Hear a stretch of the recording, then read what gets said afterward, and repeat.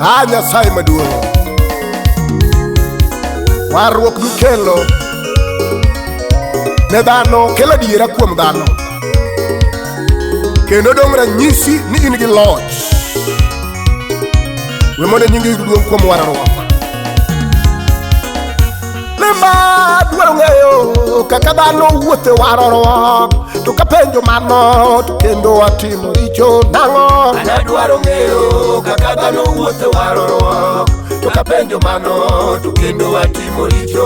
Wano dwaro ng'eyo kaka dhano wuothe warruok, to kapenjo mano to kendo atimo richo. Adwaro ng'eyo kaka dhano wuothe warruok, to kapenjo mano to kendo atimo richo. Lemo adwaro ng'eyo kaka dhano wuothe warruok, to kapenjo mano to kendo atimo richo nang'o. Adwaro ng'eyo kaka dhano wuothe warruok, to kapenjo mano to kendo atimo richo. Apenjo nuwari nadi to richo utimo ling'. Achaya gi miganga koda nyiero pong'o chunyu nang'o. Adwaro ng'eyo kaka dhano wuothe warruok, to kapenjo mano to kendo atimo richo. Yawa inuwari nadi jatelo to mondi ji chodo ling'. An kapenjo mano to kendo atimo richo. Adwaro ng'eyo kaka dhano wuothe warruok, to kapenjo mano to kendo atimo richo. Lemo inuwari nadi ma mondi ji chodo ling'. Kapenjo mano to kendo atimo richo. Adwaro ng'eyo kaka dhano wuothe warruok, to kapenjo mano to kendo atimo richo. Dawa ng'ato ka ruotho waro to richo ne rumo tetete, kendo dong' thuolo nikech en oyudo ng'wono maduong'. Adwaro ng'eyo kaka dhano wuothe warruok, to kapenjo mano to kendo atimo richo. Yawa ng'ato ka ruotho waro to richo ne rumo tetete, kendo dong' thuolo nikech oyudo ng'wono maduong'. Adwaro ng'eyo kaka dhano wuothe warruok, to kapenjo mano to kendo atimo richo. Yawa inuwari nadi ma juoke iriga ling'. An kapenjo mano to kendo atimo richo nang'o. Adwaro ng'eyo kaka dhano wuothe warruok, to kapenjo mano to kendo atimo richo. Apenjo ito wari nadi ma juoke ininde ling'. An kapenjo mano to kendo itimo richo. Adwaro ng'eyo kaka dhano wuothe warruok, to kapenjo mano to kendo atimo richo. Yawa buro chomou joma waru chomo mach, tang'ura ahinya kapok uchomo mach mang'ongo. Adwaro ng'eyo kaka dhano wuothe warruok, to kapenjo mano to kendo atimo richo. Yawa buro chomou joma waru chomo mach, ripo utang' ahinya kapok uwang'e mach mang'ongo. Adwaro ng'eyo kaka dhano wuothe warruok, to kapenjo mano to kendo atimo richo. Yayalo ini yalo nadi katera tininde pile pile, kapenjo mano to ane matimo richo.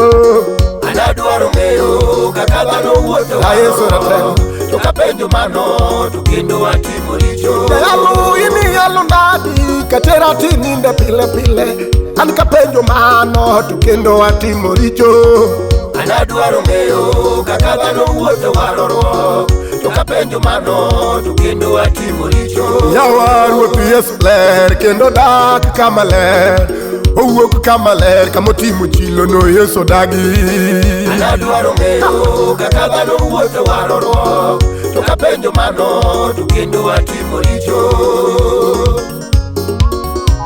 Chilo Yesu ok dwari ma kata udagni ok yale kanisni. Kadiera warruok tinde rumo, wadong' gi dondruok ema wawuothogo e warruok. Apako Yesu ratego.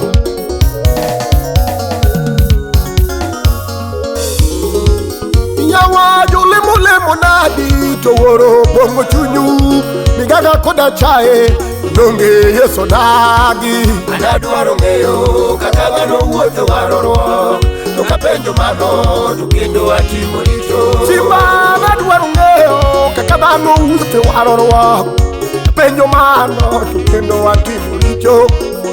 Adwaro ng'eyo kaka dhano wuothe warruok, to kapenjo mano to kendo nikech atalo richo. Jalemo lemo, olemo wuoro pongo chunye makidwa puonjo kar wuoro to da awuoro.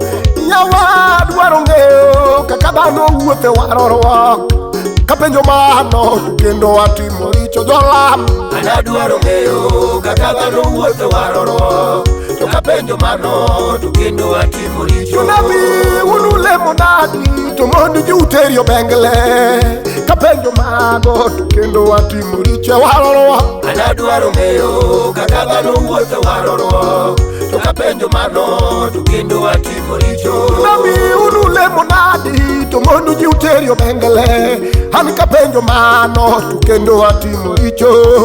Anadwaro ng'eyo kaka dhano wuothe warorwok, to kapenjo mano to kendo atimo richo. Kawang'e to podho kuomini konyi gi lemo jalemo yawa, kendi goyo nengo to nengo Yesu dagi.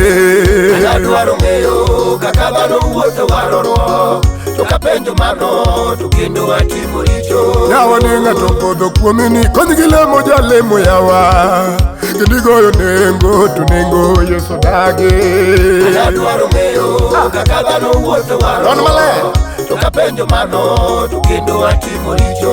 Omiyo wadwaro ng'eyo kaka dhano wuothe warorwok, kinendeni kapenjo mano tatimo richo.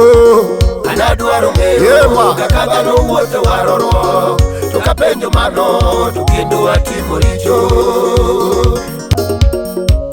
Parona St. Peter's Baptist Road Churches Tanzania gi Uganda, Nairobi gi Mombasa gi Lego mangima.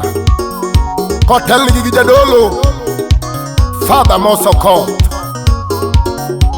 Nyasaye oting'i malo, wuodu kanyinek, Nyasaye oting'i malo.